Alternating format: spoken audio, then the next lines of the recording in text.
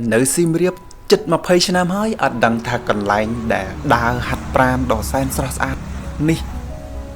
át dạng ní tê bằng ôn thà ta bằng ôn nhẹ sim riệp ở kia miền nào khác mình toàn đang được nhom cứ đầm bón ní át khăng nè bà sân chỉ bằng ôn đắng chui khăm ăn hàng cào than này lại nè tai bằng ôn mình đắng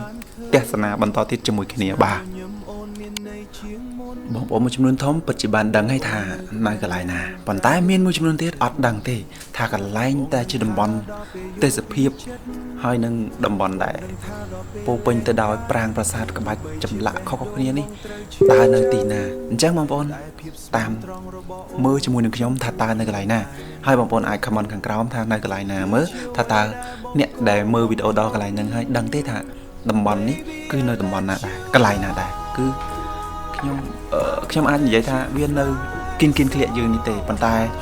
ដល់ពេលដែលយើងបានដើរហាត់ប្រាណផងលក្ខណៈ trekking លក្ខណៈកំសាន្តផងហាត់កីឡាផងហ្នឹងគឺវាផ្ដល់ថាមពលឲ្យយើងយ៉ាងខ្លាំង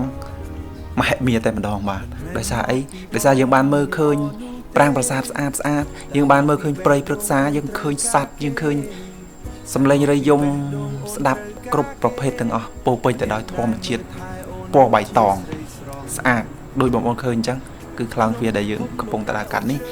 ខ្ញុំថតចោះទេបងប្អូនប៉ុន្តែជាក់ស្ដែងគឺល្អខ្លាំងលើសពីអ្វីដែលយើងបានមើលឃើញនៅក្នុងរូបវីដេអូនេះ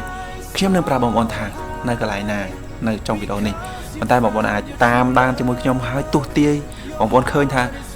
ដឹងថានៅកន្លែងណាបងប្អូនអាច comment នៅខាងក្រោមនេះបងប្អូនដូចនេះជាដើមគឺស្អាតខ្លាំងបងប្អូនស្អាតហើយយើងកម្រឃើញភ្ញៀវទេសចរណាមកថតកន្លែងហ្នឹងណាទាំងខ្មែរទាំងបរទេសគឺមានដង្កូវវត្តអង្គធំបាយយន្តតាព្រំអីចឹងទៅបាពូនអញ្ចឹងទៅប៉ុន្តែប្រាសាទដែលលាក់ខ្លួននៅក្រោមដើមឈើម្ដុំនេះហើយមានទឹកខាងក្រោមនេះមិនសូវមានទេបងប្អូនមិនសូវមានអ្នកមកទេឥឡូវខ្ញុំហត់ហើយខ្ញុំគិតអង្គុយផ្លុំស្លឹកមួយផ្លែតដើម្បីបន្ធូរអារម្មណ៍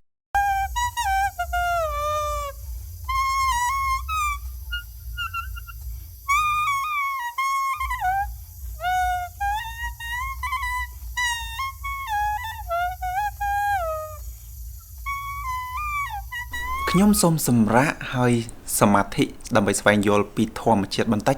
មុននឹងបន្តទៅមុខទៀតបាទឥឡូវនេះខ្ញុំចាប់ផ្ដើមបន្តទៅមុខទៀតហើយដោយបងប្អូនឃើញនៅក្នុងវីដេអូអញ្ចឹងគឺប្រាសាទខ្ញុំមិនដឹងនិយាយថាម៉េចទេបើឃើញតាមវីដេអូវាអត់ដូចឃើញផ្ទាល់ទេបងប្អូនគឺអារម្មណ៍ស្រស់ស្រាយខ្លាំងតែម្ដងបងប្អូនមកទីនេះប្រកាសជាអស់ហើយសេចក្តីទុក្ខប៉ុន្តែពេលនេះខ្ញុំបានមកដល់ទីបញ្ចប់នៃវីដេអូហើយនេះគឺជាកន្លែងទន្លេអ៊ំនៅខ្លាំងទ្វារទន្លេអ៊ំគឺនៅប្រាង្គប្រាសាទគេហៅថាប្រាសាទជ្រុងទាំង4របស់ប្រាសាទអង្គរធំបាទបងប្អូនដឹងចម្លើយហើយគឺខ្ញុំដើរជុំវិញខ្សិននេះតែម្ដងសូមអរគុណសូមជម្រាបលាបាទ